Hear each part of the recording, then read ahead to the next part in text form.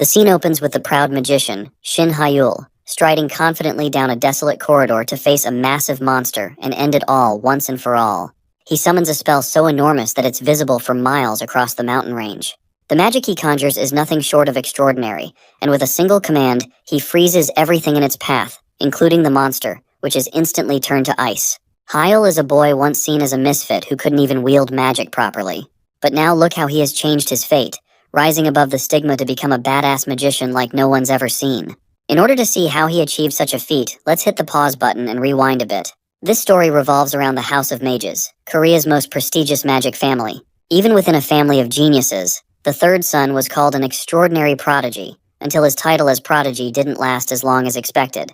One day, Hyul meets with his proud father, to whom he promises he'll achieve results worthy of their esteemed house. He vows to graduate as the top student from Obelisk Academy of Magic, and become the world's greatest archmage, leading the House of Mages to new heights. His father then reminds him that he possesses a talent surpassing even his brothers, and a gift that no one else can match. He has high expectations, confident his son will stand at the pinnacle of AI magic and prove it at the very summit of magical arts. With a determined smile, Hyul assures his father that he'll live up to these expectations without fail. In his quest to become the greatest mage in the world, Hyul is determined not only to surpass his brothers, but also to one day surpass his father, who holds the title of the most renowned mage in the country. 2 years have passed since that promise, and now we find ourselves staring at the magnificent Obelisk Academy of Magic, a prestigious institution. Inside the academy, an instructor is briefing the second-year students, reminding them that today is the practical exam. First up is Baeksayok. The instructor tells him not to be nervous and just perform like he usually does. But judging by this guy's face, it's clear that the word nervous isn't even in his vocabulary. In fact, this guy is oozing overconfidence and is also a total jerk, the kind who's going to keep our protagonist on edge throughout the exam. He has already started trash-talking, claiming he's not worried about failing because the last place has already been claimed by Hyul, who, according to him, is nothing more than trash. Since Hyul can't even perform basic magic, it's a mystery to him how our boy even made it into the second year. He's a useless fool, a joke who can't do magic. You're probably wondering what this AI magic stuff is since it's come up again. Well, it's part of the modern age of magic, and you'll find out more soon enough. The test begins, and 2 holographic beasts appear immediately. The cocky guy, Baeksayok, confidently conjures up fireballs and throws them at the beasts, passing the test like it's no big deal. You see, modern magic evolved dramatically with the introduction of AI.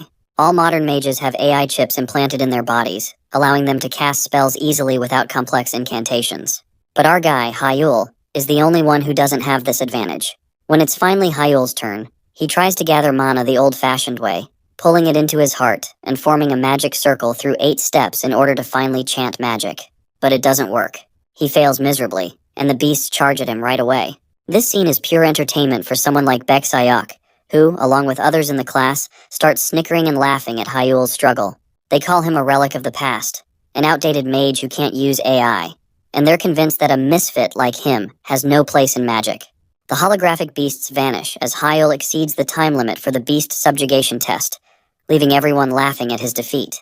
All he can do is sit there, feeling pathetic over yet another miserable attempt. Still, there's a glimmer of satisfaction in him because his mana conversion time is getting faster, a small but meaningful sign of progress. When Hyul was labeled an AI misfit, his father abandoned any expectations for him, even sending him a drug to destroy the mana circle in his heart. But Hyul refused to give up on his dream. Instead, he chose traditional magic implementation as his breakthrough, a forgotten method that requires mastery of mana without AI. The downside is that traditional magic can only be studied through old, rare books. When Hyul returns to his room, a mountain of books is piled up everywhere, but there's still more to come, and he's not sure where he's going to store all of them. He thinks to himself, if only these outdated magic textbooks were available as ebooks, as there's no more room for these old stacks. Then, his eyes land on a particular book that stands out among the rest. He doesn't remember buying it, so out of curiosity, he picks it up and flips it open, quickly scanning through the pages. The book looks ancient, fragile, and the handwriting inside is so worn that he can barely make sense of it. But there are a few words he recognizes, and the first one is Raybel Weitner. The name sounds familiar, like something he's heard of long ago. You see, Raybel Weitner was the first great mage of humanity, the first emperor of the magic empire, Weitner, and the founder of all magic. When Hyul was younger, he used to read about him in biographies, fascinated by the legend.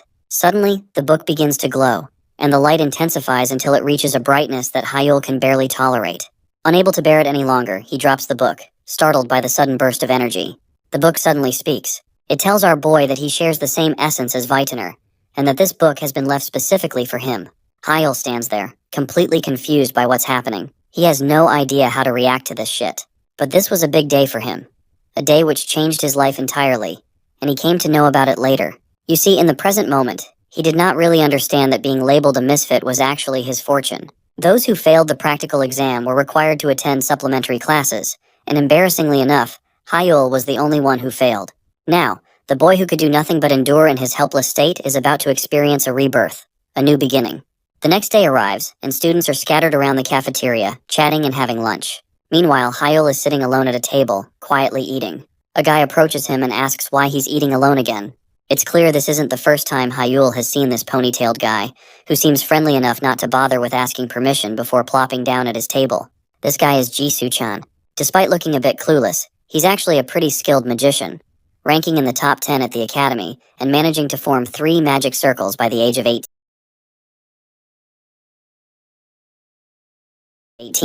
Soo-chan even tries to steal a bite of Hyul's food, making Hyul a bit annoyed as he tells him to eat his own. Honestly though, this little back and forth is one of the few reasons Hyul can actually call this guy his friend in an otherwise pretty miserable school life. Soo-chan even assures his friend that if anyone's bullying him, he just needs to let him know, and he'll take care of it. That's when Hyul reveals to his friend that he found a strange book yesterday. Soo-chan is intrigued at the mention of the book, and asks about it.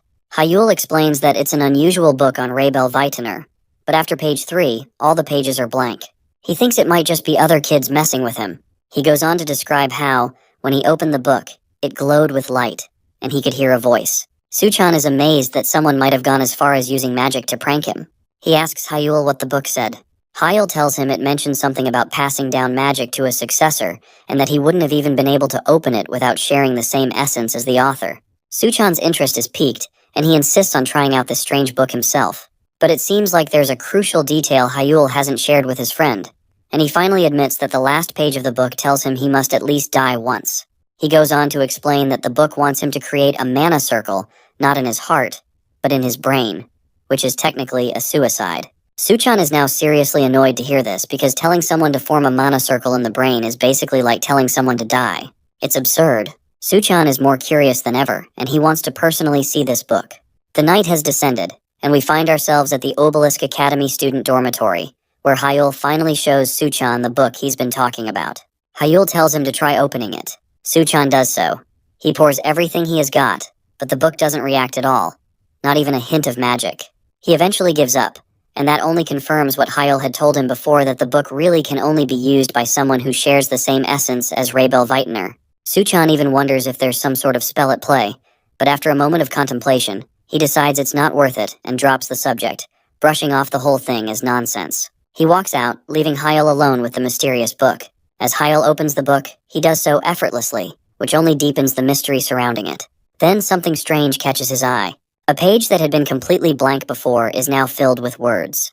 Rebel Vitaner's voice calls out to him once again through the book, reminding Hyul that trying to use magic by creating a mana circle in the heart is a natural thing to do. It's what ordinary people would do. But if our boy wants to become Vitaner's disciple, he must destroy the mana circle in his heart, and instead create a mana circle in his brain. Just as the words fade, golden energy begins to shimmer above his head. A yellow outline of his brain appears, glowing in the light, as if something ancient and powerful is awakening within him. Rebel Vitaner's voice echoes again, urging Hyul to open the book once more. By now, he's sure this is far too extreme for a prank, especially since it keeps insisting he create a mana circle in his brain. You see, even though mana is the source of magic, it's also a poison to the brain. If mana enters the brain, it can cause mental breakdowns and, in the worst-case scenario, lead to brain death. This puts Hyul in a serious dilemma, and he feels like he's being told to just throw his life away. Frustrated, he tosses the book aside, grabs his blanket, and goes to sleep, hoping a new day will bring some clarity. The next morning, he decides to take the book to the teacher, hoping they might recognize it or know more about its origins. As soon as the teacher grabs the book, he can immediately notice the ancient text and feel of the book. The teacher asks if Hyul wants him to examine the book, and Hyul nods, asking if he could check whether the book might be sealed with magic. The teacher looks curious and asks why he thinks that. Hyul explains that there have been strange rumors circulating among the students lately. The teacher gives him an unsatisfied look, reminding him that focusing on rumors isn't beneficial to his studies. Still, he promises to examine the book but advises our boy to concentrate on his academics. After carefully inspecting the book, the teacher finally tells him that there are no traces of magic on it. He hands the book back, telling him to put aside ghost stories and focus on his studies. Hyul takes the book and walks back to his dorm, feeling a bit disappointed. He'd hoped to unravel some of the mystery, but it's only gotten stranger now that even the teacher couldn't open it. Yet, this also sparks a new thrill in him, because if even a skilled teacher couldn't unlock its secrets, maybe this book is the real deal after all. He gets back to his room, and spends a long time thinking everything through. Eventually, he picks up the medicine his father had sent him, the pills meant to end his practical training and push him to focus solely on studying magic theory. Taking them would destroy the mana circle in his heart. Though he has no intention of giving up on magic, he knows he has to do this if he's to pursue the true path laid out by the mysterious book. His hands tremble uncontrollably as he stares down at the pills lying in his palm. He reminds himself that his life is already a mess anyway. So what does it matter if this attempt kills him? With a determined sigh, he finally pops the pills into his mouth, fully prepared to risk death in his quest to awaken the mana circle in his brain. As the pills make their way down, a searing pain erupts in his chest. He feels the mana circle linked to his heart shattering. It's the death of his past self as a mage. Fighting through the agony, he pushes mana into his brain, attempting the forbidden circulation method. It is at this moment his old self will die and a new mage will be born. As the mana begins to flow through his brain, the pain slowly fades away. The pain truly had him thinking that he is going to die. That same familiar voice of Raybel Vitener fills his ears, asking if he, the sole successor, can hear his voice. But it's not just Raybel's voice. There's another voice, one made of mana. The elements such as light, darkness, wind, and earth seem to dance and whisper around him, existing in harmony with mana. He hears the voice laugh, sing, and bless him, as if welcoming him into a new existence. The next morning arrives, and the sunlight leaking through the windows wakes Hyul up. He sits back and looks at himself to see if he is dead or alive. As he looks around, he notices the book laying nearby. He grabs it, and to his amazement, the blank pages begin to fill with words once again. Raybel Vitener's voice echoes in his mind once more. It congratulates him for taking his first step. The ancient mage goes on to say that the book before him indeed bears his name, and that from this moment forward, it will also be the start of Hyul's legend. This book holds all of Raybel Vitener magic, and now, as his true successor, Hyul is not only heir to this ancient magic, but also the disciple of this ancient mage. The speech from Raybel Vitener fills Hyul with a boundless joy, his heart swelling with excitement. Several days have passed since that moment. While the teacher is delivering the lecture, Hyul is lost in thought, his attention focused on his newly acquired ancient book. To his delight, he notices that another page has appeared. He hadn't realized how thrilling learning magic could be. So much knowledge lies dormant within these pages. He learns that mana possesses its own will, and for most people, when mana enters the brain, the clash between their will and manas leads to brain damage. That's why mana acts as a poison to the brain. However, Hyul realizes his mind seems to block mana's will. This is why he resists the interference of AI chips that affect brain functions. The teacher grabs everyone's focus again and reminds them about the upcoming midterm evaluations for second-year students. This year, however, there's a new rule. Any student who fails to meet the standards will be expelled. These are the absolute words, and no exceptions will be made. The teacher explains that this new rule was personally proposed by the head of the House of Mage. A murmur starts among the students as the tension in the air grows thicker. They're all probably thinking about the worst possible outcome. Baek Sayok is grinning ear to ear, clearly excited about finally getting the chance to clean up the trash at the academy. Even the teacher is chuckling with a sadistic smile, clearly enjoying himself after seeing the tension among students. It's no surprise that all the students are directing their frustration toward one person, and that is our boy. They want him to be kicked out of this place. But Hyul is lost in his own thoughts, unaware of the brewing storm around him. Later, after school, as he's walking through the city's metropolis, he passes by a commercial spot called AR Training Center. He doesn't really want to go in, though, because the rental fees for the simulation training there are ridiculously high, which is around 200,000 won per hour. But in the end, he goes in anyway. The attendant greets him warmly, and Hyul decides to book an hour for himself. The attendant asks if he's going alone, to which Hyul responds positively. The attendant slides the pass toward Hyul and tells him to head to room 14 for instructions on using the hologram devices. But Hyul just grabs the entry pass and casually says he already knows how to use them. As he walks away, it doesn't take long for the attendant to realize that this guy is Hyul, the son of the Shin family, a noble who's known for being unfit for AI. Once Hyul enters room 14, he starts the training.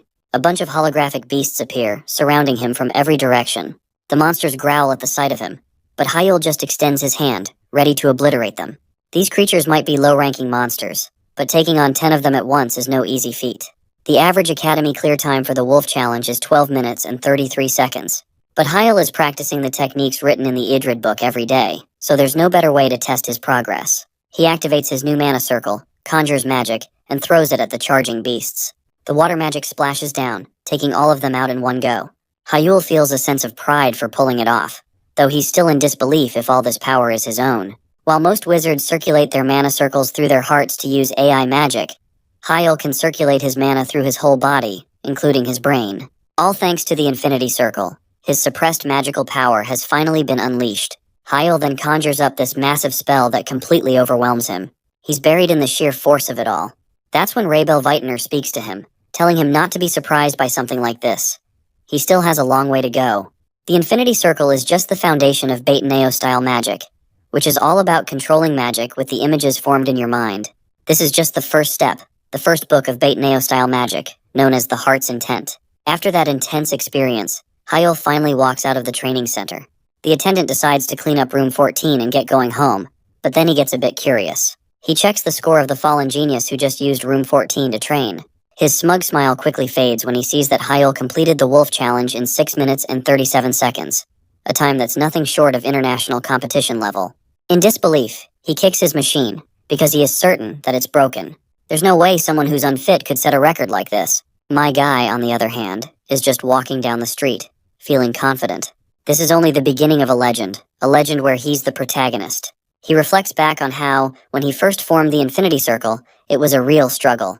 The techniques in Irid's book were completely different from the magic he had learned up until now. He learns through the book that mana is like one's arms, legs, heart, and mind, all of them moving as one, at will. But Hyul has no clue what any of this really means. Trying to find enlightenment from such vague words is tough. It feels like there's a thought hidden behind a transparent curtain, and he can almost grasp it, but not quite. In magic studies, they call this the Wall of Enlightenment. It's the point where magicians confront the limits of their power, and this has been true in every era. Hyul also decides that, for now, he'll focus on circulating mana through his entire body, as written in Ired's book. But even then, he's not sure if that's really enough. By the time Hyul regained his focus, he realized he had been circulating mana for 10 hours straight. Normally, it would be exhausting enough to make him pass out, but strangely, it didn't feel that way. He is feeling a little bummed out that it's already morning since he wanted to practice more. As he makes his way toward the academy from the dormitories, he bumps into his friend Suchan. Suchan gives him a cheerful pat on the back and asks why he looked so wiped out today. Suchan might not know it, but constantly being aware of mana circulation isn't easy. Hyul wants to get used to his mana circle quickly so he can use it skillfully. When he achieved the second circle at 12 years old, they called him a prodigy, and his father had high hopes for him. But now, the best he can manage is the first circle in his brain's mana circle, and he has no idea what the best path forward is. He knows that breaking the Wall of Enlightenment is crucial to advancing in magic, and Hyul remembers his father telling him this when he still had high expectations for him as a child. His father believed that perfection is just a chain that holds you back, and it's also a lie born from human arrogance. And now, Hyul has come to believe that perfection really is a lie, and he wants to focus on growth and freedom in order to advance his abilities. As he sits down, concentrating, he can feel it, the mana flowing through his arms and legs, in his heart and mind, moving as he wishes. Imperfection and a free imagination is the thing that makes the instant spellcasting, where you do not even need an incantation. AI magic relies on shortened incantations to activate spells, and while that method is consistent, the approach he is using is totally different. The approach he has is all about freeing one's thoughts, creating a spell that can change shape freely, a spell that ignores the algorithmic structure of magic formulas. This is pretty exhausting physically, but he still can't believe he's actually using such impossible magic. He feels like he's breaking past the Wall of Enlightenment, reaching toward greater heights. The next day at the academy, the teacher informs Hyul that he has a visitor and tells him to follow. The mention of a visitor confuses Hyul, but he follows his teacher anyway. The teacher explains that the visitor is actually his father, who's come to see him. Once they finally reach the drawing room, the first thing we see is his father. The teacher tells the man that he has brought his son. The father turns and meets his son's gaze. The teacher decides to leave, and soon after, Both father and son sit down for a heart-to-heart conversation. His father seems disappointed. Since Hyel is still sticking with the academy, it means he hasn't taken the medicine his father sent him. But Hyel tells him that he's recently made progress with his magic. The father doesn't seem too motivated or excited to hear this. He asks him if he is still wasting his time chasing a hopeless dream that's out of his reach. Hyel agrees right away, but his dream is not a hopeless one, and he is determined to become a grand magician who will lead this era. The boldness in his son's response finally catches his father's attention. But the father reminds him that he's already wasted a lot of time and that it's time to face reality. He reminds Hyel that no matter how hard he works now or what he accomplishes in the future, as long as he rejects AI magic, he will never become a proper magician. However, he acknowledges Hyel's unique talent and suggests that if he gives up on these pointless ideals and studies magic theory properly, even as a misfit, he can still make use of his talent. But Hyel repeats his words again, making it clear that he won't give up on his magic. He doesn't want to live an ordinary life or rely on his father's family name. What he wants is to become the next head of the Meido Shin family. His father sternly reminds him that becoming a grand magician or the head of the Meido Shin family isn't something that can be achieved with ambition alone. Hyel just smiles and states that he's going to prove it. The head of the family frowns and asks if Hyel is talking about barely meeting the academy's verification standards and avoiding expulsion. Hyel responds confidently, assuring his father that in the upcoming midterm test, he will place within the top 10. If he fails, he promises to leave the academy and devote himself to studying magic theory, as his father suggested. But if he succeeds, he wants his father to acknowledge his talent as a magician and pledge his full support. The head of the family palms his face, wondering where all the source of Hyel's unwarranted confidence is coming from. He doesn't say anything else, just stands up to leave. But before walking out, he makes it clear that Hyel better not disappoint him with a meaningless accomplishment. A few days later, the teacher called all the students for an announcement. He tells them that they'll be revealing the method for the upcoming test. The students start murmuring among themselves, wondering if it's going to be a one-on-one duel, or maybe a monster extermination exam. But the teacher clears up the confusion when he reveals that this time, the test method will be a single elimination tournament. In other words, it's going to be a duel. The test will take place over 3 days. Starting from the round of 16, external businesses and members of the Magic Tower will be allowed to attend as spectators. The teacher tells everyone to do their best. My guy is totally pumped up because this is finally his chance to show off what he's truly capable of. Later, the news of the tournament spreads among all the students, and everyone is talking about it. Hyel can't help but notice the buzz and excitement around the midterm verification presentation. If the Magic Tower is attending, it'll even get media attention. The Magic Tower is basically an organization of 12 high-class magicians worldwide, holding power equivalent to a nation. Every academy student dreams of joining this prestigious group. Suddenly, a familiar, disgusting voice calls out to Hyel, calling him a defect and asking how his condition is. You can tell by the disappointment and annoyance on Hyel's face that just seeing this guy is enough to ruin his mood. We already know this guy as Baek Sayok, but what you didn't know is that he's an upper-class student in his second year. Despite his status, he's insufferable. Sayok breaks the news to Hyel that they'll be opponents in the first match of the midterm evaluation. He is totally feeling full of himself, and is sure that Hyel's screwed. He looks deeply into Hyel's eyes and declares that he's going to get proper revenge for what happened 5 years ago. Almost 5 years ago, when they were younger, Hyel defeated Sayok miserably in the Junior Magic Tournament Finals. That victory earned Hyel the title of Loner Wizard from the world. When Sayok found out that Hyel was an AI misfit, he started harassing him relentlessly. Sayok, still cocky as ever, tries to throw another jab at our boy. He reminds our boy about the teacher's announcement that anyone who doesn't meet the standards in this midterm evaluation will be expelled. Sayok's looking forward to beating the crap out of Hyel until he's expelled, and he laughs as he imagines Hyel getting crushed, defeated, and crying. But my guy sees this as the perfect opportunity to shut this arrogant guy up for good. He's ready to show Sayok who's truly at the bottom of the barrel. Hyel sassily reminds Sayok that he's the one who's going to suffer a loss. Sayok gets visibly annoyed at his confidence, and you can tell it's really getting under his skin. He starts chuckling, and his laugh catches the attention of the other students too. He's sure Hyel must be stupid for challenging him like this. So he asks if our guy hit his head or something, because someone like him who is defective couldn't do jack shit. My guy lets out a tired sigh because it looks like he has to respond to this cocky sucker just to shut him up. So, with a sassy jab, he reminds the loudmouth that he hasn't changed one bit in all these years, because he is still just as loud as he was 5 years ago. Well, that's enough to shake this bully to his core, but my guy keeps pushing his buttons. Finally, Sayok loses all patience. He grabs Hyel by the collar aggressively, but my guy stays as cool as a cucumber and yanks that filthy hand away. He makes it clear that someone as stupid as Sayok would never understand this, because even a fall can only happen to someone who was once on top, and once a genius would always be a genius. And my guy is ready to prove this. With that, Hyul starts walking away, while Sayok is left biting his nails, feeling rattled by the unwavering confidence Hyul exuded. But Sayok's ready to grind him down and burn him to ashes. The next day, our boy is all over the Academy's forums and social media, with everyone asking if the once-fallen genius can rise back to the top. Watching the news, Hyul feels smug and confident, glad to be at the front page of internet gossip. He is sure that this article must be published by Sayok in order to humiliate him and his family name. Sayok's family holds a lot of influence, so it wouldn't have been hard for that bastard to find a journalist willing to write an article for him too. And given how arrogant Sayok is, Hyul's sure he is the one who has done this. But this article is also a blessing in disguise for our boy. With the midterm evaluations coming up, everyone's expecting the prodigy to return. The more eyes the public has on him, the better it is for him. Just then, his phone rings, and it's his father. Hyul picks up, telling his old man that he's already seen the article. He further reassures his dad that there's nothing to worry about because he's going to live up to his reputation. His father asks if he has arranged everything, to which Hyul agrees, saying he's already provoked Sayok to draw the public's attention. The head of the family then breaks it to Hyul that the reason he accepted his proposal wasn't because he trusted him, but because there was no risk to the Shin family. His father still doesn't have any expectations for him to win. He warns that the article could bring shame to the family, and it doesn't make sense to let it stay out there on the internet. But Hyul responds to his father, saying the public already believes he was expelled from the Shin family. Even if he were to bring disgrace, the impact on the family would be minor.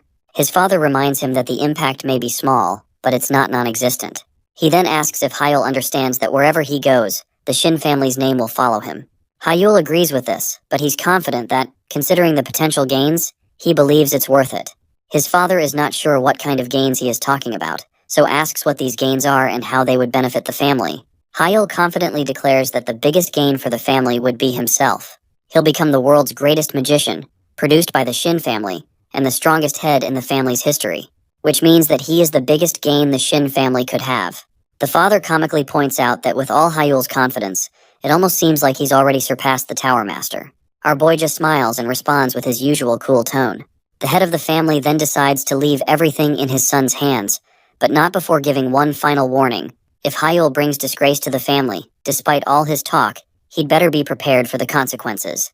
With that, the father ends the call on a rather sweet note. Hyul puts his phone back on the table, feeling more confident than ever, knowing the stage is set. On the day of the midterm evaluation, the arena is packed with people, and Hyul can be seen stretching his wrist, preparing for the challenge ahead. In front of him stands his arch-nemesis, Sayok, who's as cocky as ever, feeling full of himself. Sayok teasingly asks Hyul if he's read the article he had written, commenting on how the so-called prodigy has already become a celebrity since day one. He continues to snicker and chuckle, saying he can't stop laughing, just thinking about how ridiculous it'll look when Hyul loses without casting a single spell. But my guy got sass for days. He reminds Sayok that he's the one who's going to lose here. To really trigger Sayok further, Hyul thanks him for getting manipulated by him. Hyul makes it clear that since they don't like each other, he's going to end this quickly because he doesn't care about a nobody like Sayok. Sayok replies just as smugly, clearly seething but still trying to maintain his cocky composure. Then, Hyul raises his index finger and declares that he's going to defeat him with a one-circle spell. The stage is set, and everyone gathered in the Obelisk Academy arena hears Hyul's bold declaration reverberate through the air. Sayok can barely contain his anger, and the humiliation of it all is starting to eat at him. He's triggered beyond belief. The referee whistles to grab everyone's attention and announces the commencement of the Obelisk Academy second-year midterm exam. Sayok is the first to react. With the help of his AI, he impulsively throws a massive fireball at Hyul, but my guy just tilts to the side, effortlessly dodging the attack. As Sayok prepares for his next move, the chip implanted behind his neck begins to react aggressively, clearly indicating that Sayok isn't even trying to hold back. This time, Sayok prepares to throw a three-circle spell, aiming to end it all in one go. As he launches it, a massive burst of fire and smoke engulfs Hyul, and the entire arena holds its breath, thinking that this is finally it. Sayok has defeated the once prodigy. But Sayok's smug grin quickly fades when the smoke begins to clear, revealing Hyul emerging completely unscathed, not a scratch on him. The bastard gets more and more annoyed and mad, and he just starts bombarding our boy with fireballs without even thinking about it. Hyul just conjures up some water and uses it as a shield to protect himself. This leaves the cocky jerk dumbfounded, unable to believe that his specialty spell, Explosion, was neutralized like this. Some big shots in the private lounge find it strange because it's impossible to cast a spell that quickly, even if it's a first circle spell. The assistant standing next to the big shot asks why he'd cancel everything with the blue tower just to watch this student's match. She asks if he knows anything about Shin Hyul's magic, to which he replies no, saying he's only read an article about the prodigy making a comeback and came out of curiosity to see it for himself. The assistant is surprised to hear it was just by chance, but even so, she reminds him that if it's known that the Blue Tower's leader and an 8th Circle mage came to watch a student's match, there would be a huge uproar. The guy admits that he knows that pretty well. After all, he is Kim Kangen, master of the Blue Tower, and an 8th Circle mage. This is the only reason they're standing in the private VIP lounge, just to make sure that no one notices them. But it looks like there's also another big shot entering, and when Kangen turns around, he perks up to see a familiar figure, and I can tell without looking that it's our boy's father. Meanwhile, in the arena, my guy is just standing casually while his opponent is biting his nails in anxiety, because not a single trick he's tried is working against this guy. What's making him even more anxious is that Hyul blocked his 3rd circle explosion magic with just a 1st circle water spell, and his casting speed is unnaturally fast. My guy then decides to rub salt in the wound by asking if he's curious about his casting speed. Of course, Sahyok has had enough of the humiliation and snaps again. He unleashes more firepower without thinking through any strategy. The moment he fires, we can't see what happens to our boy, but Sahyok is sure this time he's finally hit the nail in the coffin. All he gets, though, is my guy standing right in front of him, provocatively gesturing for him to come at him. Hyul then unleashes an attack of his own, and that wind spear whizzes past the bastard's right ear, barely missing him. He is now even more devastated and wants to know how Hyul even cast a wind spear instantly. More than that, he's freaking out, wondering why none of the fire attacks even scratched him a little. By now, he feels completely mocked, thinking Hyul is pushing him to the edge with just a 1st circle spell.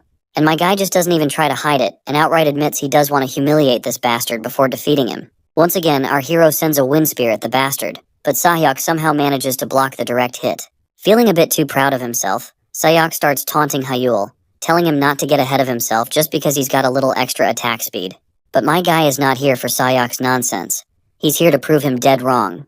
Just as Sahyok is feeling smug, an unexpected spear comes crashing down from the sky, grazing Sahyok's arm badly. And the best part is that this bastard didn't even realize when Hyul cast that wind spear. Hyul casually raises a finger again, clearly about to pull off some more moves, while Sahyok looks completely humiliated, too shaken to do anything. All he can do now is demand to know how Hyul is pulling this off. Even Kangen is glued to the action in the arena, completely captivated. My guy is absolutely shredding Sahyok, and it looks like he's ready to go even further, daring this sucker to see what happens next. Honestly though, don't you think this fight is getting dragged on a bit? And yeah, Hyul has gotten a little cocky. Hyul then sends a flock of wind birds at Sahyok, leaving him totally baffled. It's almost impossible for a wind spear to have a double shot property, so he is not sure how this is even possible. Our boy quickly admits that he is right since it's not supposed to work that way, but lets him know that he can do double shots as well.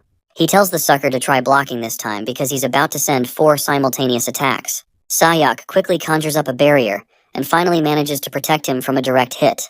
He even gets a glimmer of hope. It's not all doom and gloom. If he can block, he's still in the game.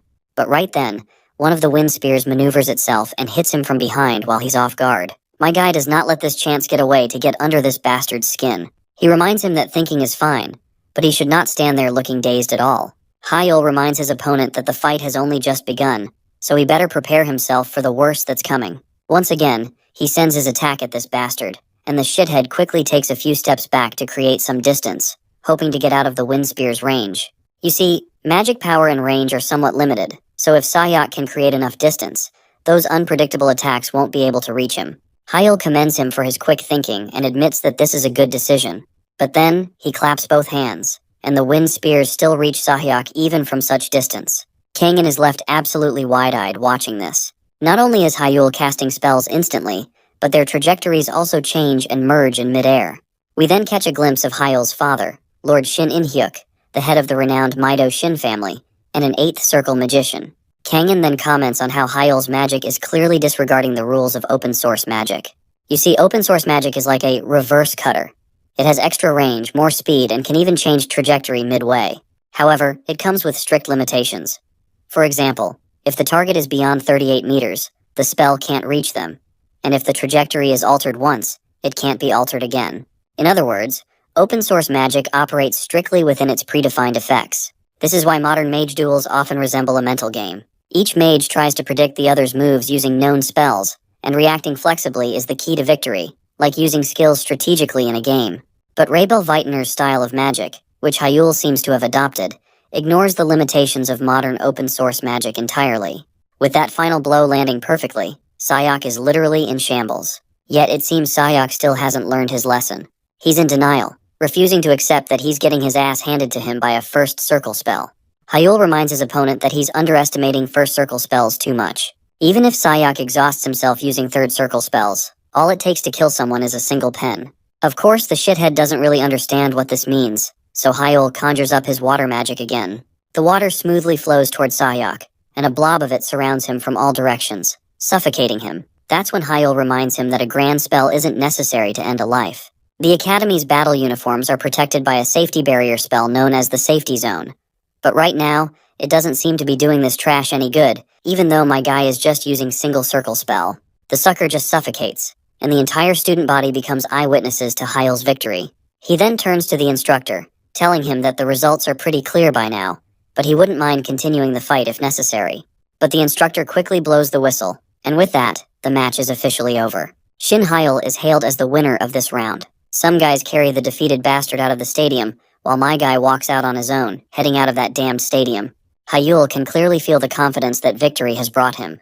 It's a feeling he hasn't had in a while, and now it's returning as he steps into his role as a mage once again. Kangen and his assistant begin walking their own way since the battle is over, but this fight has left a permanent mark on Kangen's mind. He can't shake the thought that this prodigy has truly made his return. It has sparked even more curiosity about Hyul, and now Kangen wants to know everything about him. Meanwhile, Suchan is absolutely thrilled to see his friend nail the duel. He's so excited he can barely contain himself. He wants to know everything about the kind of training Hyul did because, honestly, my guy is just an amazing magician. He's especially curious about that wind spear move and how the spells merged and unfolded mid-air. Suchan is practically dying to hear all the juicy details. Hyul smirks and asks him if he is really that curious. Of course, Suchan eagerly lends his ear, ready to soak up every word. But instead of spilling the beans, Hyul decides to tease him. He leans in and says, it's all a secret he can't tell, leaving his friend even more curious than before. Hyul then pulls out his phone and shows something to his friend.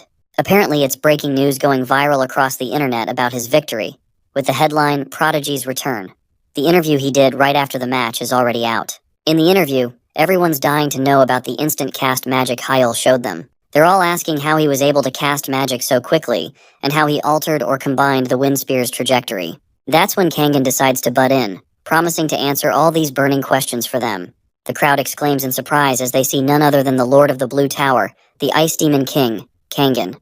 The man reveals that he's watched Hyul's recent match with great interest. He pulls our boy in closer and spins a story, claiming that Hyul must have used the fourth circle spell known as Memorize. The audience has no clue what that is, so Kangen demonstrates by producing fire in his palm, leaving everyone stunned and surprised. Kangen further explains that Memorize is a spell that allows anyone to prepare magic in advance and cast it instantly when needed. With Memorize, instant magic casting becomes possible. The audience then asks if this spell is so overpowered.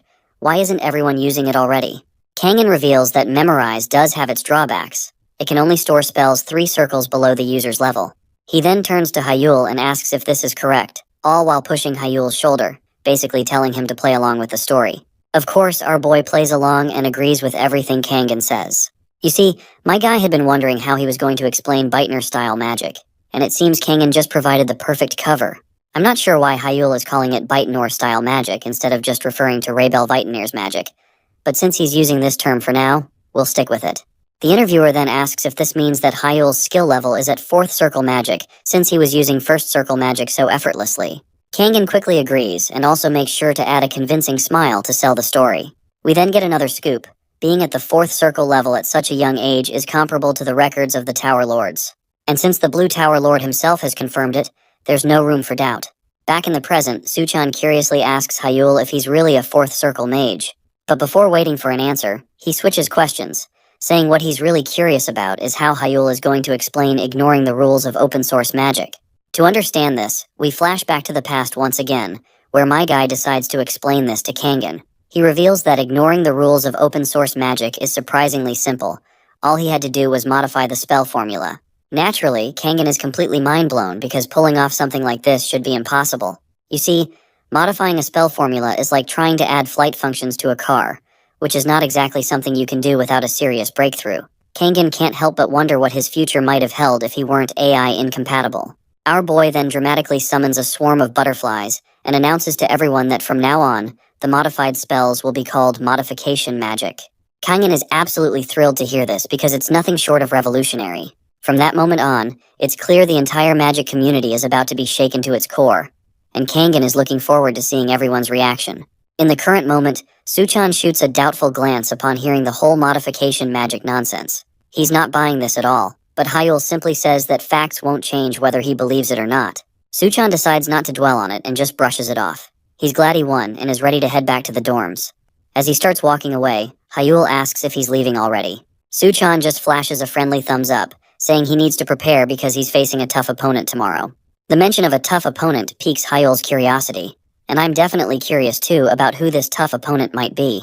The next day arrives, and once again, we find ourselves at Obelisk Stadium. Suchan is already having trouble standing still because his opponent is unusual.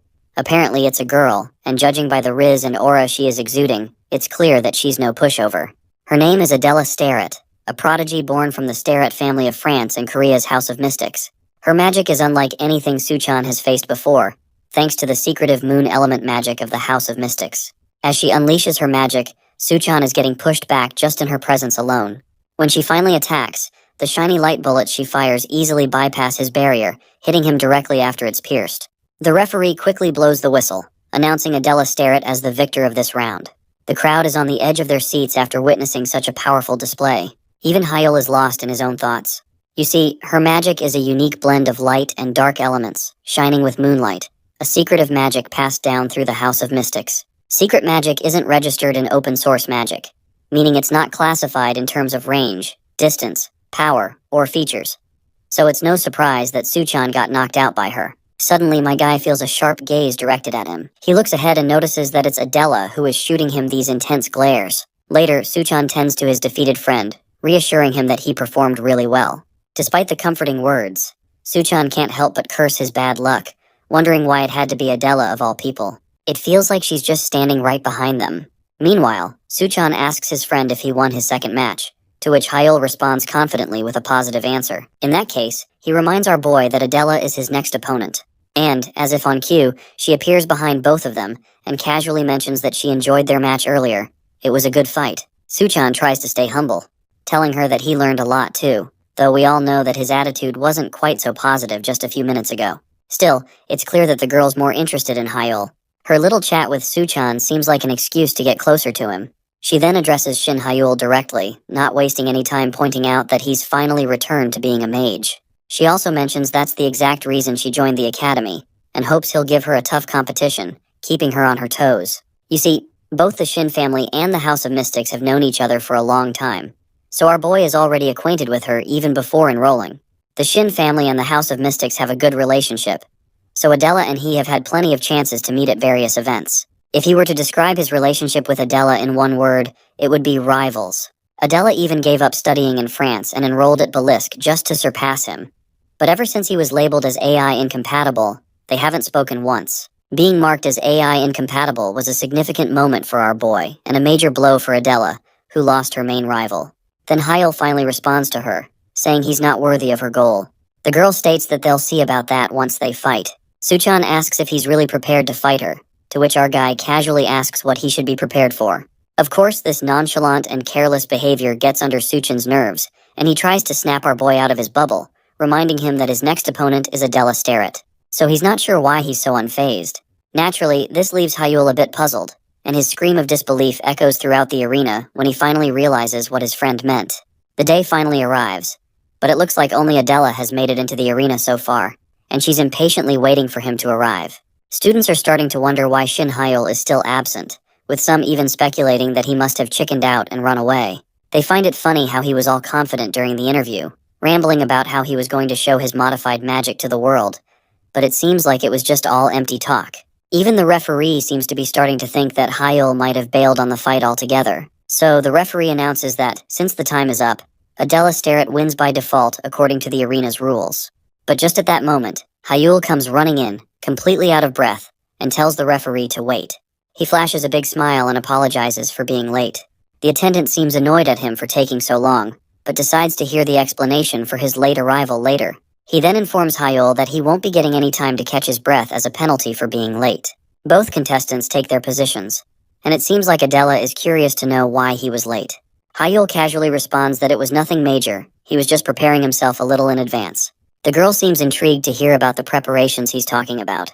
Hyul flashes a smile again and says that, since she's undeniably strong, he had to prepare himself to beat her. He's sure this is going to be one hell of a fight. Adela is quite startled that he prepared in just a day. It looks like he's not just empty talk, because she can already see the difference between the Shin Hyul she saw yesterday and the one standing in front of her now. They're two different people, and she wants to see his true power. As the magic swirls around him, he challenges her to an all-out fight from the start. With that, the match begins. The lady quickly conjures up her magic, casting a spell known as Flame Revolver. 3 magic circles shoot fire bullets simultaneously at Hyul, but our boy doesn't just stand there and take it. He quickly uses his wind magic and blocks all 3 bullets at once. The lady then conjures up something called Earth Needle, and as the name suggests, it literally shatters the ground, creating cracks that trail toward Hyul. But he quickly jumps into the air, narrowly avoiding the needles that shoot up from the ground. Seeing this, Adela takes the opportunity. Since he's in mid-air, it's nearly impossible for him to dodge her next attack. She quickly summons one of her spells, Arrow Impact. This leaves Hyul wondering if she really plans to attack a defenseless guy in mid-air. She's confident he can't avoid this attack, or at least, that's what she thinks. But Hyul quickly conjures up a barrier right under his feet, leaving Kangen stunned to see that he managed to create a defensive barrier magic while airborne. Even Adela is taken aback, seeing that he flipped the barrier beneath him and used it as a platform to land. She's having a bit of déjà vu as she realizes that Hyul is still the same, with that unique magical sense of his. Meanwhile, Hyul is feeling confident. He's determined to do whatever it takes to counter the House of Mystic's secret moon element magic. And to make this happen, he's even ready to drag the sun into this battle. As he channels his magic, the sun above Adela begins to shine brightly. So bright that it becomes hard for her eyes to endure. She can sense the attack coming, and knows she has to avoid it at all costs. Quickly, she conjures up a great shield for protection. At the same time, Hyul comes crashing down from above. A blade made of water forms in his hand, and he strikes with precision and force. But Adela's defensive barrier holds strong, saving her from the full impact of his attack. Hyul takes note of her caution. She's using a third circle defensive spell against his first circle magic, clearly not underestimating him. Her extra caution only fuels his resolve to show her what he's truly capable of. He slides backward, while Adela braces herself for his next move. But before she can react, something bursts from the ground and grabs her feet, locking her in place. She glances down in surprise, only to find out that it's an earthbind spell trapping her feet. She is definitely getting overwhelmed, and what is making this fight more hard for her is the fact that he is casting spells so fast that she can't even notice him. His movements are also so quick that her eyes can barely keep up. Hyul uses his water magic again, casting a spell called Water Missile. Adela quickly starts burning away the earthbind that's holding her feet hostage. Meanwhile, Hyul extends his hand toward the sky, then gestures toward her. Dolphins made of water race toward her with incredible speed. Adela responds by summoning her barrier magic to protect herself. She feels quite confident now, thinking she can handle him after all, contrary to what she had initially believed. It seems she watched his interview, where it was revealed that he was using the 4th circle spell, Memorize. This spell can only activate lower circle spells, so even though Hyul is a 4th circle mage, he can only use 1st circle spells right now. She believes this gives her an edge in the fight, as she's confident that 1st circle spells won't be enough to take her down. It looks like Adela is about to be proven wrong the hard way. A spear crashes down right behind her like a meteor, and the unexpected attack completely throws her off balance. She didn't even notice when he cast that, which makes her realize he must have been hiding a modified magic wind spear. That last attack is enough to exhaust her, and she finally collapses to the ground. Meanwhile, Hyul stands triumphantly in front of her, asking if she's forgotten who she was up against. It seems this feisty cat might have been humbled after this defeat. Meanwhile, in the VIP lounge, Kangen's assistant watches in awe, witnessing Hyul's battle instincts that are beyond anything she could have imagined. Kangen himself is just as astonished, realizing how Hyul had planned everything from the moment he first dodged the Earth Needle attack. By leaping into the air, he baited her attacks and used the barrier as a platform, climbing higher while shielding himself in the sunlight to block her sight. Then, from Memorize, he set up a delayed wind spear. While descending, he used Arrow to keep her attention focused on him, making it seem like a ground battle with Earthbind. When he was aligned with the sun, he launched the precast Wind Spear. It's no surprise to Kangen as to why everyone around the academy is calling Hyul a Grand Mage of the First Circle. But despite all his accomplishments, his father doesn't seem too impressed. In his eyes, at the end of the day, it's still just First Circle magic. He tells Kangen to look carefully and points out that even in a favorable position, Hyul still can't land a finishing blow. His father is sure that Hyul could never be the one to finish the fight, especially since Adela hasn't even used her special magic, the one she's famous for. It seems like it's finally time for her to show him what she's got. The translators messed up the names a bit, and now further Adela will be called Aldea. Don't ask me why. So, Aldea, his childhood rival, stands before him, glad that she is finally able to relive the memories of the past by experiencing Hyul's growth once more. She honors him for once again reminding her of those memories. So now, with glittering eyes of determination, she is prepared to toss everything in her arsenal against him. She is ready to bring the real war of magic power against him, thanks to Hyul's impressive performance. Hyul, who is getting ready to withstand the attack, realizes the state of jeopardy that he's in. It's not going to be easy facing Aldea at her strongest, not with what's coming. The magician illuminates in a wave of blue light, as Hyul's face shrinks to nervousness and sweat. What's coming his way is the special moon attribute ability, the magnum opus and ultimate secret of the Stewart family, the magic spell known as Halo. A dozen incantation circles hover over Aldea's body as she prepares to release her mighty attack in his direction. It seems like the end for our protagonist, who can sense the sheer weight of the attack as the light penetrates the entire arena. Those witnessing this fight, including the respected 8-star magician Kangen and Hyul's father, they're almost certain of the outcome of this match.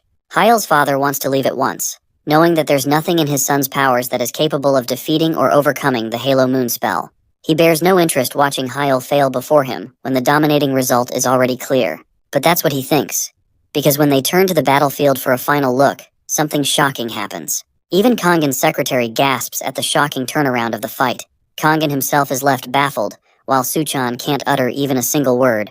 Most of all Aldea, the one who casted the ultimate moon spell, she's left completely defenseless by what she's seeing. Now for the big reveal. The man himself, the prodigious magician who was deemed unfit for AI magic and its modern advancements, has just casted a brilliant Wheel of Fire incantation himself. Wielding the power of flames in his hands, the confident magician utters Flame Vulcan as his counter to Aldea's ultimate attack. His opponent is shocked to receive a second circle spell used against her. After all, it should have been impossible for Hyul to use anything beyond a first circle spell because of the drawbacks of his Memorize spell. The confident Hyul emphasizes his determination to defeat her. After all, he did take his time to prepare for everything she threw at him. Aldea can't fathom how he used a second circle spell, especially when she considers the drawback of the Memorize spell. Logically, there should be no way for him to use this spell, not unless he reached the 5th circle of magic at his age. Hyul simply smiles at her without answering.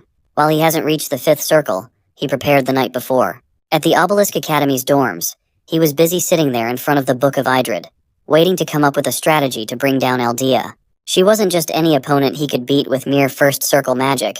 He needed something more powerful and reliable as a weapon. There's also the fact that his fighting style doesn't even align with the nature of secret magic, rendering him more disadvantaged in the upcoming fight. Hyul had no choice but to accept the situation for what it was. His original plan was to fight her only when he had mastered some of the secret spells, as that would give him the best chance of victory against Aldea Stewart. As he opens the Book of Idrid, he finds the newly written document. Hyul wonders if he can master the power of the Sime, which requires him to focus his powers into the magic circle of the following pages. Inside the book, he discovers an inscribed magic circle, which is supposed to act as a teleportation mechanism to the other world. Hyul gathers his thoughts and wonders if it's supposed to be some sort of pathway for his improvement. Out of sheer curiosity, he extends his fingers and pours some of the light magic energy by drawing his hand on the magic circle. The book starts to illuminate just from underneath his hand, before growing into a beam of light that blinds him completely. Hyul is a warped island success inside the book. His existence disappears into thin air by the time he's warped inside. When Hyul opens his eyes, he finds himself in a giant library, the kind you would expect from a great mage and their infinite wisdom of magic. Puzzled, he turns around and questions just where he's found himself trapped inside. One voice calls out to him, welcoming him to the first page of the first trial. From the corner emerges a woman in a black formal attire and silver hair. She introduces herself as Alpha, and is supposed to act as a guide for his first trial. There's so much new information that it confuses Hyul for a moment. He doesn't get what the first trial page even means for starters. Alpha confirms that currently, he's facing the page of the first trial. As she said once before, it's inside the Book of Idred. Hyul has now confirmed for himself that he was really sucked inside the magic circle. It's not the fact that he was teleported to some ancient magic location someplace else in the world. Rather, he was transported into a subspace, a pocket dimension existing inside the book. Her words are almost ridiculous to believe for him. This very situation is. Alpha begins instructing him about the contents of the trial. Hyul will be tested on the basis of his Simei being realized. She intends to provide him all the necessary instructions regarding the trial. If Hyul manages to pass this trial, he's going to receive new information in the Book of Idred as his reward. Pages 18 until 31 will be updated, and he will be able to learn about the second circle magic. Hyul quickly realized that he would have to pass this special exam in order to unlock the next level of his magic powers. Now that Alpha had briefed him about the explanation, she asked if Hyul was interested in beginning. He accepted at once, causing Alpha to release her magic and begin the first trial. Alpha's body morphs into a beam of light, leaving Hyul completely confused. While he wasn't expecting this girl to be human of all things, he also wasn't expecting her to be an entity sustained by magic. A familiar voice rings in his head. This voice Hyul recognizes immediately. It's his teacher's voice, the one who has been aiding him in his magical journey so far. A powerful gem appears before Hyul, releasing rays of light and electricity. This special object is the elemental monolite. At its current state, it is considered incomplete and has 4 mana attributes irregularly mixed in place. Hyul holds the crystal in his hand and learns about his task. His objective or test is to purify the gem back to its fundamentals. When he first heard that, Hyul panicked. The thought of purifying an incomplete mana crystal like this seemed almost impossible. There's a reason he reacted in this manner. The elemental manolite is supposed to be a fragile gem, which means even the slightest of mistakes could be costly. If one had to purify this gem, they should have careful mana manipulation to shift its contents. Now, since 4 types of mana resided inside this one gem, everything existed in a state of utter chaos. It became a near impossible task to even purify such a thing. Hyul questioned how he could even purify an object like this. To give you a comparison of how he feels, Hyul demonstrates that it's like asking someone to separate sand, salt, sugar, and prepper from a mixture. It's too difficult for someone like him. Ordinarily, if someone was skilled in using the skill Heart's Intent, they could utilize the skill's capacity to purify the gem. Despite the impossibility of the task staring him in the face, Hyul isn't afraid.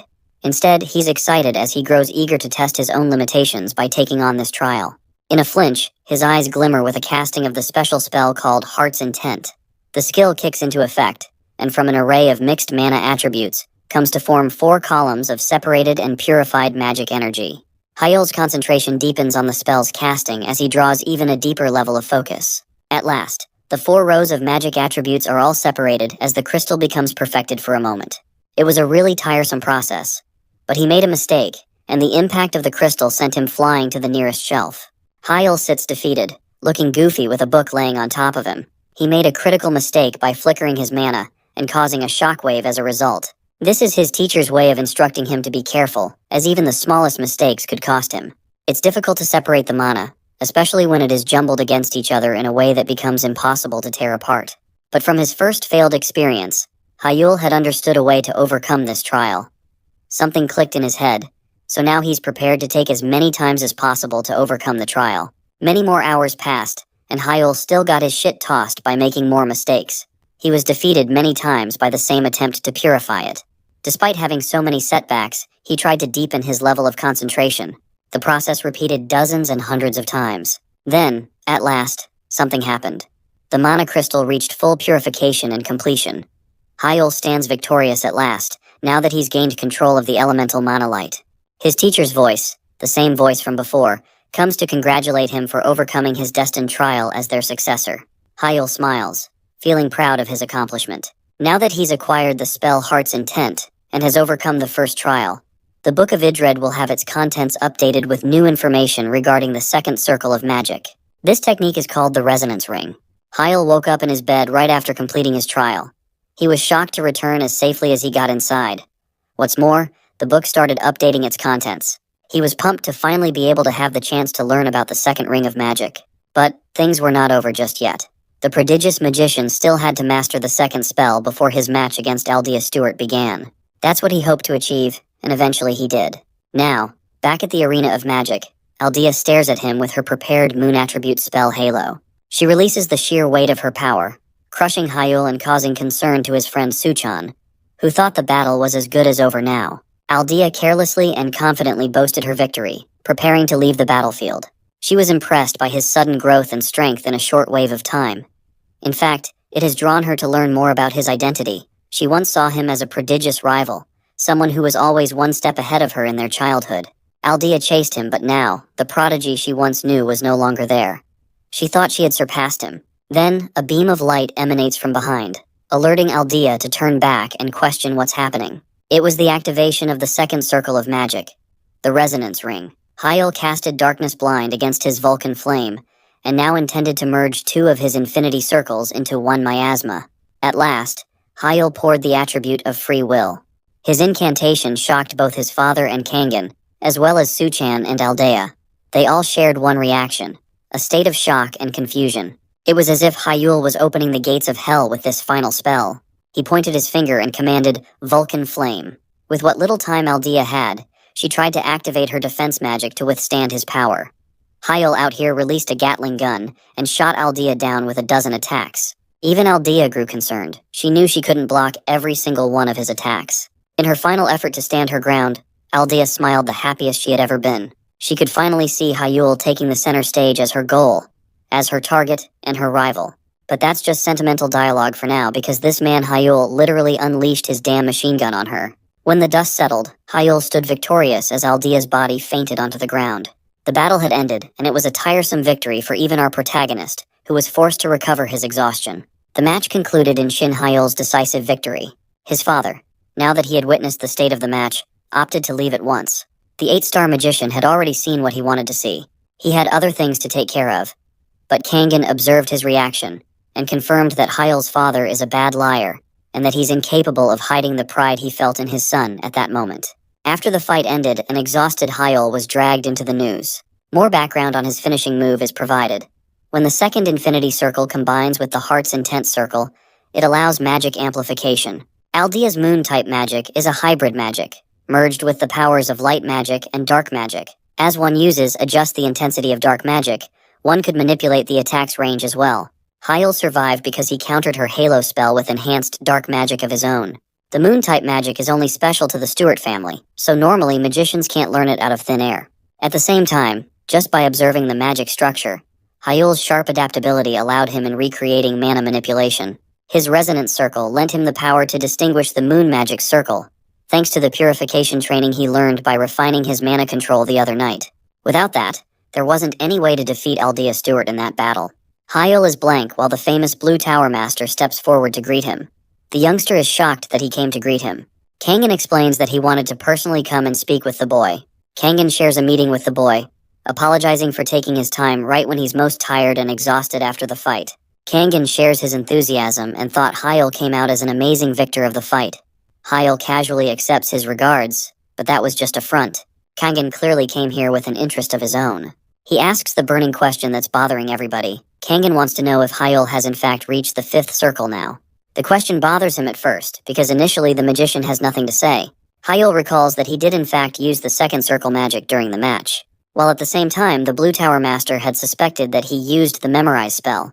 However, using that logic, if he did use Memorize magic, it has a drawback of using magic below 3 spells. This means the only way for him to use a second circle magic spell is if he reached a 5th circle of magic. It has led to the suspicion that he jumped up to the 5th circle level. Hyul clarifies that he hasn't reached the 5th circle. Instead of accepting the achievement, he denies it, and for a good reason. Kangen excitedly asks how he was able to cast the second circle magic if that's the case. This is the question that's even more difficult than the last one. Hyul tells him that he used vision magic, which is pretty hard to believe by itself. Kangen wonders if he commanded the use of the modification magic that he mentioned in his previous interview with the press. Hyul confirms that it is indeed the modification magic. He decides to go with that excuse for the reason behind his powers for the time being. It's reasonable to deny him reaching the 5th circle for his age. After all, no one has reached such a level at 8 years old. It would really stir the world over the birth of a generational prodigy. Then, if he uses 3rd circle magic eventually, it will cause even greater trouble for him. Hyul prefers that he keep the source of his powers a secret for now. Kangen confirms that whatever he uses is really powerful, but he still doesn't get the connection between it and the second circle of magic that Hyul deployed in his fight against Aldea. He stares at him sharply, observing for any inconsistencies in his response. Hyul wings his explanation, stating that he merely improved the memorized magic and took away its limitations. Kangen, hearing this, becomes even more excited that he improved upon a spell. He stands up in curiosity, walking all the way next to Hyul, making him extremely nervous about what he's about to do. Suddenly, the 8-star magician commands use of his ruby eyes for a mere moment, before grasping Hyul's shoulder. On the outside, he expresses his compliments for the youngster to improve a magic spell, but in reality, Kangen is staring at him with his blood-red eyes, inspecting every aspect of his magical energy for answers. Hyul is momentarily stunned, unable to move and doesn't know what to do. Kangen, now convinced that Hyul isn't lying, confirms that there's no evidence that leads him to believe that he's facing a 5th circle magician. So that means Hyul didn't lie to him, which was convenient because Kangen now knows what to say to the reporters outside and control the crowd's uproar to a minimum. The 8-star magician leaves Hyul winded. He didn't expect the guy to use his red ruby eyes to verify the integrity of his words. Those same eyes are one of a kind, piercing through the essence of mana. The eyes are called the world's best when it comes to detection magic. It's really fortunate that Hyul managed to survive the test, but still, it was a close call because it was the Blue Tower Master testing him. His Vitaner-style magic is his biggest and most prized secret. The Book of Idred is invaluable to him, so he can't splurge and reveal his secret to anyone. The following day, Shin Hyul seized victory over numerous more battles. After the fight, an unexpected visitor came to see him. It's Aldea, who still hasn't recovered from her injuries and still stands before him. She insists that she's feeling better, even though Hyul expected her to be down for longer. He asks for what she came here for. Unlike most other people who disappear after the fight and never ask for feedback, Aldea has come here specifically to learn from her failures. She wants to know how she performed and how she could do better. Aldea acknowledges that he's still exhausted and has yet to finish the final match, so she's okay with him explaining later. But our boy pulls a fast one on her and urges that they discuss it at once. He's happy with discussing feedback since it will help both of them improve as magicians. Hearing his response, Aldea's heart flutters. It's no mystery that they've both got to learn much more when it comes to strategizing and magic use. Facing his back, Aldea hopes to become someone just like Hyul as she admires him greatly. As for our boy, he can just sense her strong ambition from behind. The scene cuts to the Shin family's building where his older siblings are watching the outcome of the match. The headquarters of the Shin group, where the elites of the family lead the path of the mages.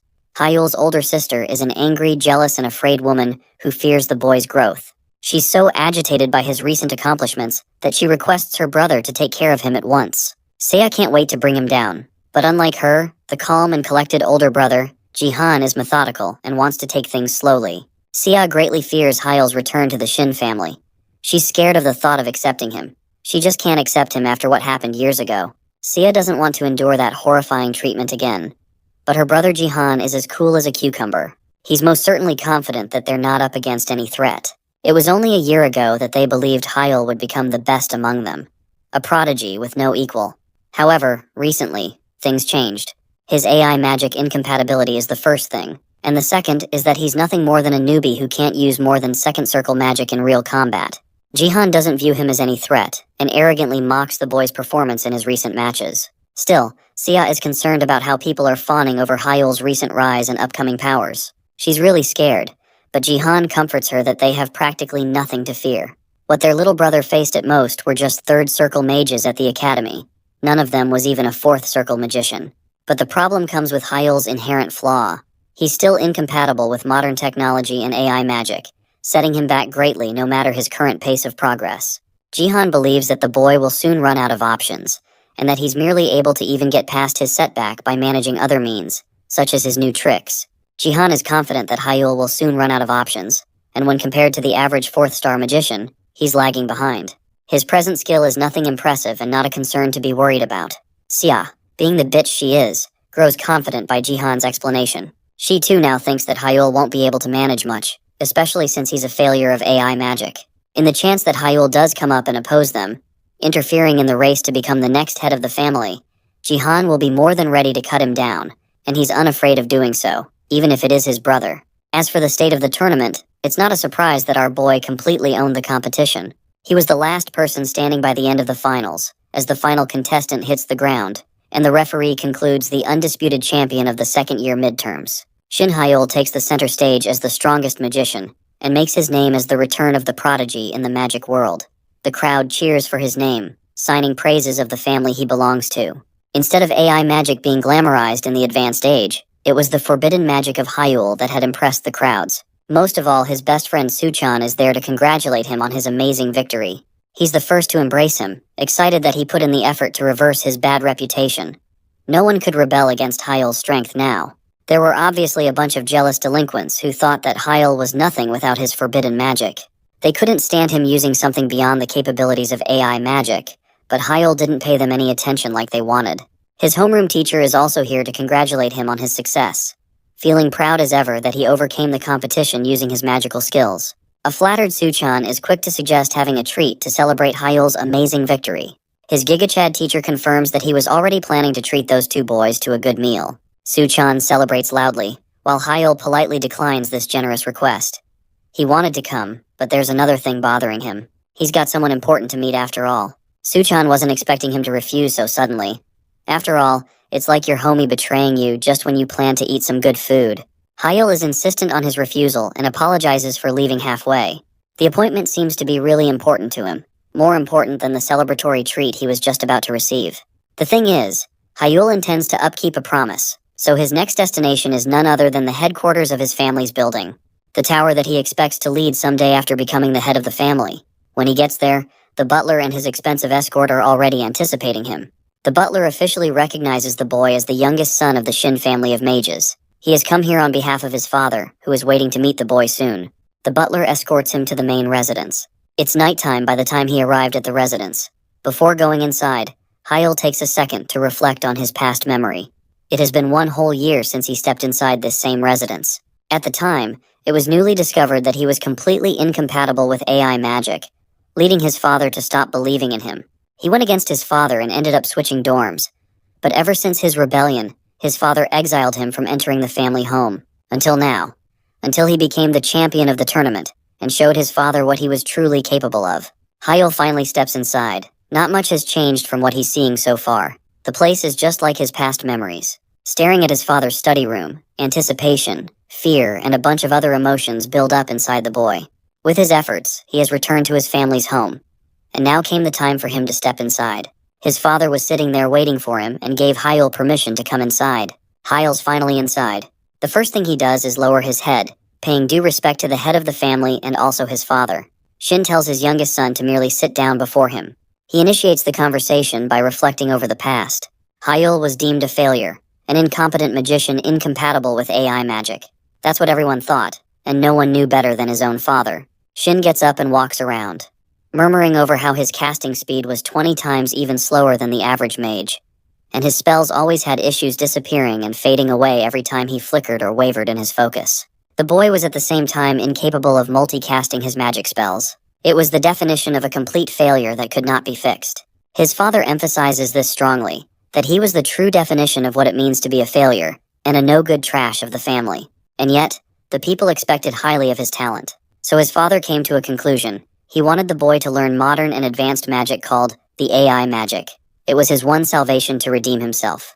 At the same time, Shin didn't expect highly of the boy even then. He didn't think Hyul would come out a success or a prodigy out of the exam. All he believed was that it was the only chance he could get in his cornered situation. An act of desperation for someone stuck. Hearing his father's side, Hyul understands what he means and shares no counter-opinion. Shin continues, stating how he read the article that the idiot Beck had published to defame Hyul by means of social media. His father, too, thought that it would be nice for Hyul to come to his senses and stop pursuing magic after facing a powerful loss in the tournament. But that's just what he thought, because Hyul completely shocked everyone with his performance. He defied his father's expectations most of all, not only by overcoming his weaknesses and incompatible states, but also by the brilliant display of his modification magic. His father is more than happy to admit his own loss. He safely handles Hyul his victory, because he went against everyone and showed them his talent. Hyul's father smiles, proud in admiration of his son's accomplishments. He admits that his combat performance matched that of a true mage, which is a huge compliment coming from the strongest mage of this era. This bold acknowledgement from his father surprises Hyul as he immediately thanks him. His father adds that Hyul has earned his family's full support once again, So starting now, he is ready to guide the boy in any way possible to nurture his magical talent. Not only that, Hyul is granted access to the Shin estate as the rightful successor of their family. His father's powerful speech shakes Hyul's emotions. At the same time, he gives his dear son a sharp warning. If he ever senses that Hyul's progress is leading towards stagnation and decline, he will make sure to be the first one to destroy all of his magic circles. It's a bone-chilling warning coming from one's own father, but that's just the kind of man the strongest magician was. He was ruthless in his intimidating warning. Hyul's entire body could feel the threatening aura of an 8th circle mage forcing him down. He could feel actual fear, but at the same time, the boy acknowledged that it's his only chance to succeed. He confirmed that to his father. On to the next subject. They discussed Hyul's immediate goal. At first, the boy is puzzled. Shin reminds his son that his boy once wanted to aim for becoming the head of the Shin family. But he's got an entire family line of his siblings like Jihan, Sia, Inhyuk, and Minji to face before that. In fact, he's the farthest behind when it comes to the race of succession amongst all his siblings. Hyul reiterates that his one and only goal is to become the head of the Shin family without fail. He doesn't care if his siblings are in the way or what obstacles he has to overcome, as it must be done in order to achieve his goal. Hyul's first objective is to gain his family's acknowledgement.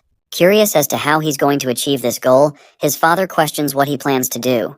The boy lays out a note regarding the incoming World Academy Olympiad.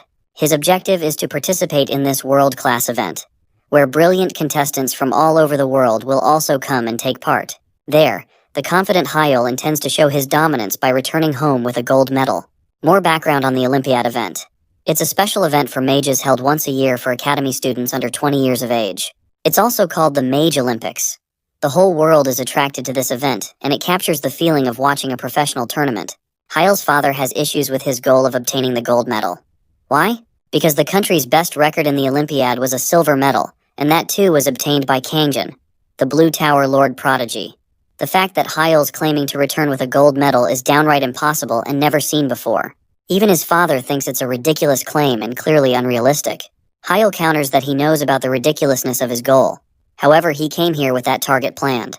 In fact, Hyul asks his father for a condition, that until he's participating in the tournament, his siblings don't interfere with him. The immediate threat of the other mages targeting him in his 2 months of practice could lead to trouble.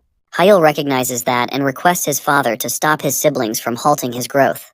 It's quite the overconfident plan. After all, even Shin acknowledges that his son doesn't even know if he'll come home with a gold medal. Yet, he's asking for protection and favors to safeguard himself. Normally, the strongest mage would refuse anyone for that kind of offer. But in this case, he thinks otherwise and accepts Hyul's condition.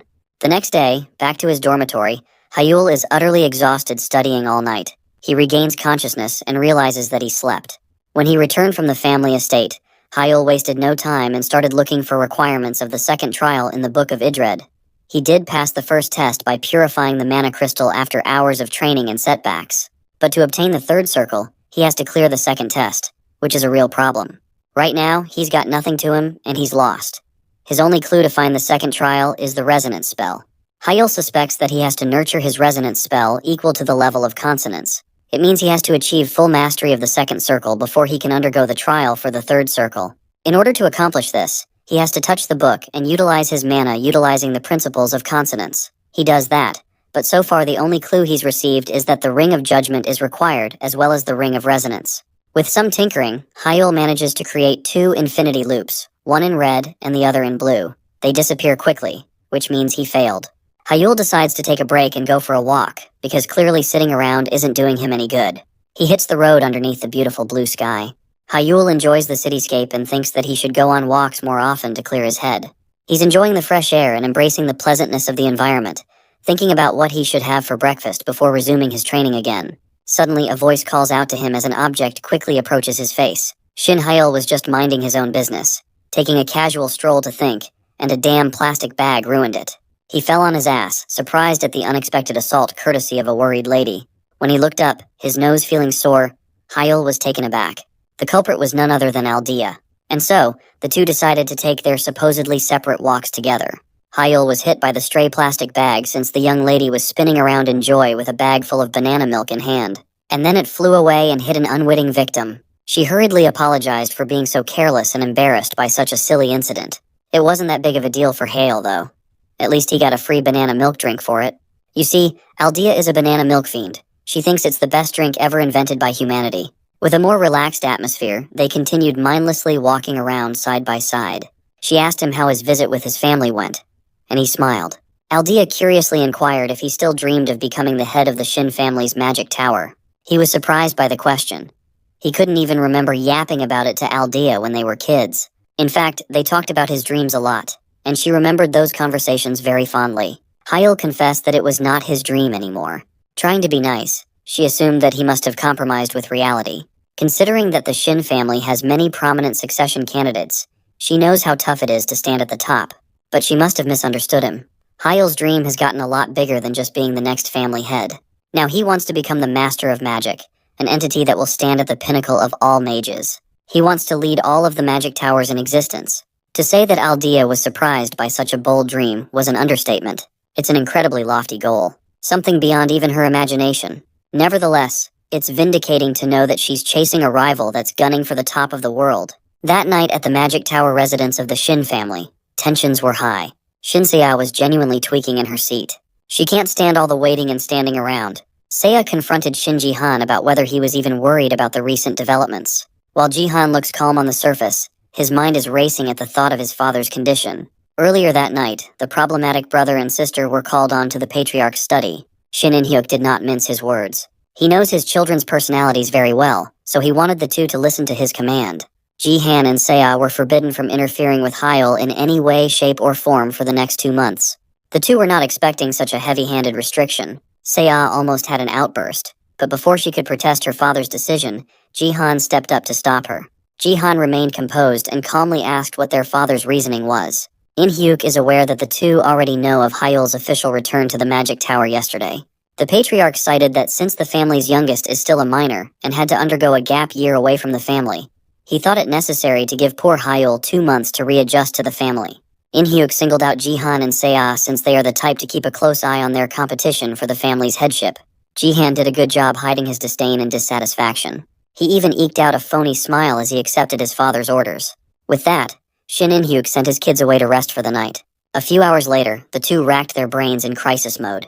Seiya thought that Jihan was way too unbothered by this development, but she could not be any more wrong. Shin Jihan is not the type of person that would accept such a constraint. Since their other siblings, Minhyuk and Minji, aren't too interested in playing hard for the head position, Jihan understands why it's only him and Seiya who were warned. But he can't just accept his father's reasoning. He knows that the excuse to leave Hyul alone because of a 1-year gap is BS. Their hard ass of a father would have told his children to endure the torment from their siblings. He would be the first one to view the gap year as a lack of qualification as an heir. Besides, protecting the young only applies until age 16, before the AI imprinting process. Hyul is already 17, and he shouldn't be treated like a child to be protected anymore. So Jihan's mind is racing as to what their father's reasoning really is. Seiya thought that the worst-case scenario might already be in play, and Hyul has been reinstated as heir. But Jihan can't see that possibility, at least not right now. Hyul hasn't shown their father nearly enough to sway the strict patriarch.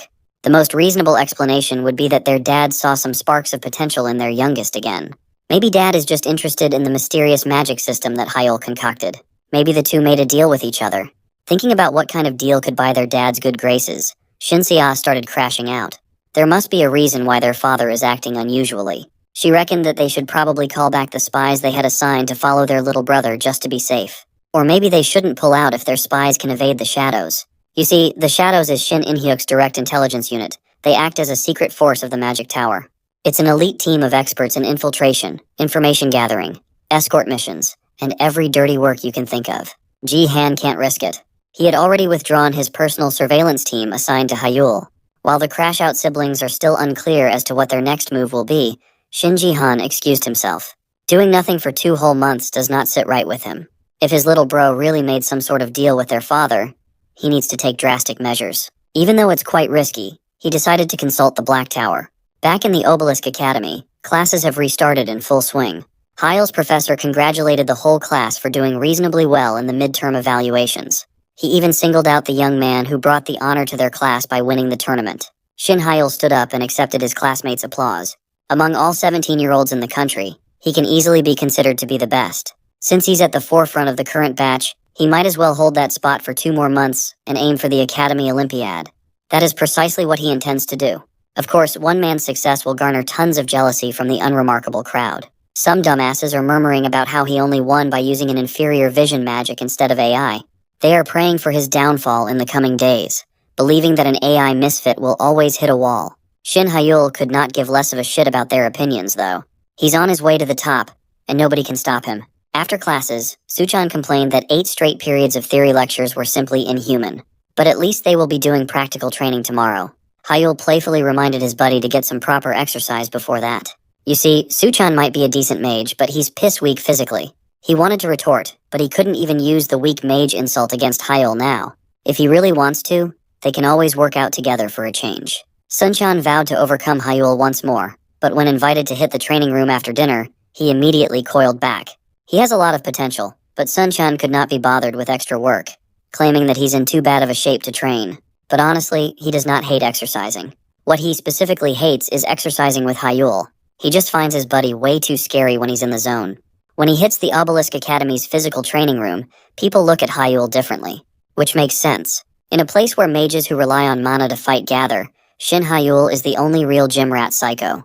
He regularly squats inhuman amounts of weights, intimidating the regular mage crowd. Today was different, though. Some people recognized his face as the sophomore who won first place in the midterms. After finishing his reps, Hyul hydrated and wiped his sweat down.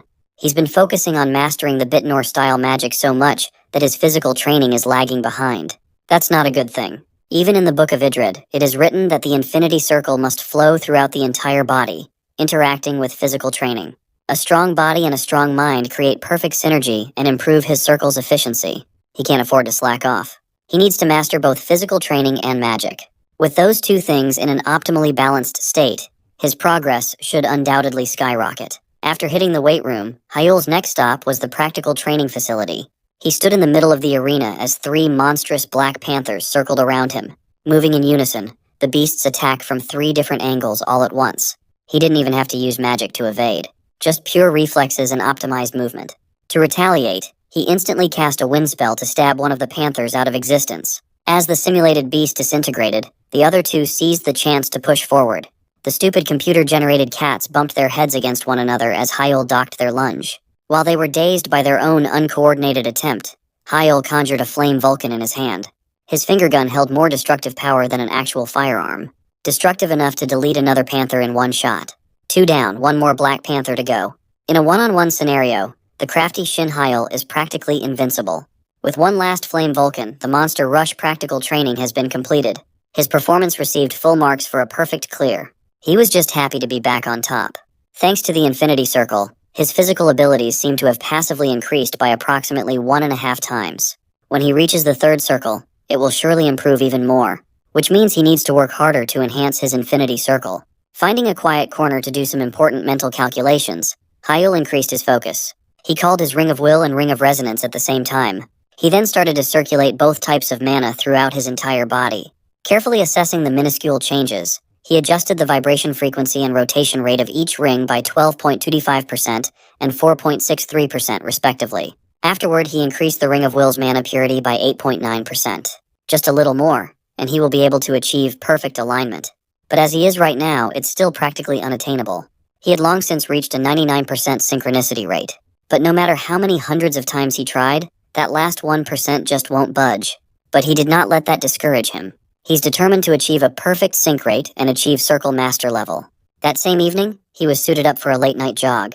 He had his AirPods on, and the evening breeze grazed his skin. It was a perfectly chill run to catch up on cardio training, until a hooded figure showed itself from some random dark corner. As soon as Hyul got close, a fist came flying straight for his face. Thankfully, he was fast enough to reflexively dodge to the side by a hair's breadth. He confronted the hooded figure, demanding to know who was underneath.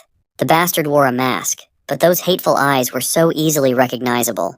It was that good-for-nothing Baek Sahyuk. Dodging the second punch was child's play for Hyul. 2 punches in, and the dumbass was already sweating, calling Hyul a rat for evading. Meanwhile, our boy was more bothered by his AirPods falling off. It's the weekend, and he's being bothered by this bastard. He smugly called Sahyuk out for not even being able to go back home on the weekends after bringing disgrace to his family. Even if he wanted to go home, the Baek family must have put him under probation. He used his family's power to generate a buzz with that article, and he was humiliated in front of the whole world. Even if he wasn't on probation, he's probably too embarrassed to show his face back home. After losing by being drowned in front of a roaring crowd, Sahyuk doesn't have anywhere to go now. He camped in this dark alley to exact his revenge, and he's being trash-talked to high heavens instead. Nevertheless, Hyul did not expect that the bastard would actually dare to conjure fire and use magic in the streets. Sahyuk was tunnel-visioned on revenge that he's blatantly ignoring school policy. Hyul locked in.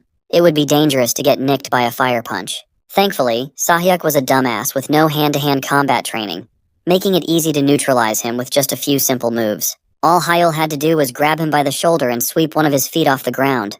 It was yet another humiliating loss for the thoughtless cretin. Hyul pinned him down to the ground as he threw a childish tantrum to be let go.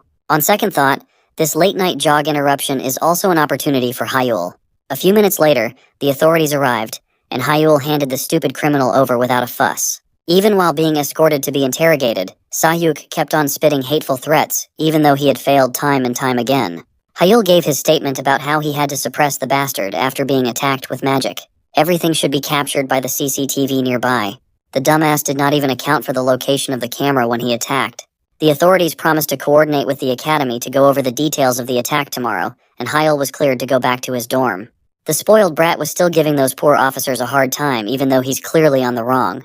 Hyul dared beg Sahyuk to pull something like this again in the future, and our boy will not hold back again. The very next day, news of the incident from last night circulated around campus. A detention announcement was posted on the academy's bulletin board to inform everyone of what happened and how the bastard dared to use magic on the streets. What everyone found odd was his punishment. Bek Sahyuk was only given 10 demerit points for endangering public order when his crime should be grounds for expulsion. But Hyul had already expected this much to happen. The Beck family must have moved for an immediate intervention with their fortune. They are a rising new family that has been donating enormous sums to the academy for a title after all. The academy can't afford to lose that cash freely flowing in, so they could not give Sahyuk a severe punishment. But at least that dumbass should be getting a beating by his family by now, right? Nope. The only thing he received was a heavy reprimand through a phone call. When it came to his father, Bek Sahyuk did not dare show any signs of disrespect. While Daddy sends the academy some hush money, he orders his son to stay quiet until graduation. The Beck family patriarch is fuming. Having a dog for a son really is a great man's downfall. If their family didn't get a title despite hemorrhaging cash, it would be his good-for-nothing son's fault. After the phone call where he had to constantly apologize for fucking up, Bek Sahyuk did not even learn his lesson. He tossed his phone away out of anger, and blamed Shin Hyul for getting him in trouble when he's the incompetent bastard who can't even do revenge the right way. His anger towards that misfit has reached a boiling point since the fool can't even take accountability for his ineptitude. He stomped on his phone, deluding himself that it was all Hyul's fault. Suddenly, Professor Smith sneaked up behind with a phony smile, seemingly interested in Sahyuk's grudge against the rising star. Sahyuk was way too incensed to listen to reason, but the professor didn't come here to criticize him. On the contrary, he encouraged his students to stay true to their heart, even if it's filled with hate. Then he proposed an idea if Sahyuk really wanted to get revenge on that pesky Shin Hyul. Even the dumbass was surprised that a professor would even say something like that. Unbeknownst to him, Professor Smith's rotten mana was already eagerly spilling out, like a devil